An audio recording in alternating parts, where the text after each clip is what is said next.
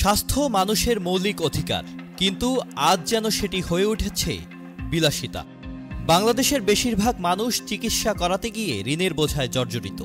অনেক পরিবার শেষমেশ তাদের জমিজমা বিক্রি করে দেয় চিকিৎসার খরচ জোগাতে। সরকারি ও বেসরকারি হাসপাতালের খরচ সাধারণ মানুষের নাগালের বাইরে।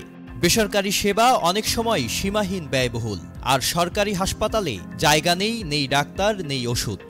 প্রতি বছর দেশের প্রায় ৫০ লাখ মানুষ শুধু চিকিৎসা ব্যয় নির্বাহের কারণে দারিদ্র্য সীমার নিচে চলে যাচ্ছে।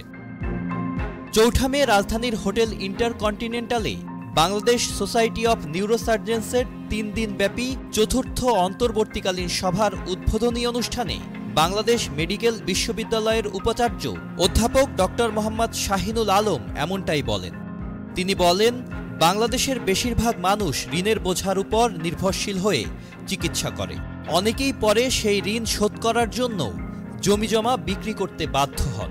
এই পরিস্থিতি দেশের স্বাস্থ্য ব্যবস্থার দুর্বলতা ও সাধারণ মানুষের প্রতি অবহেলা স্পষ্ট করে।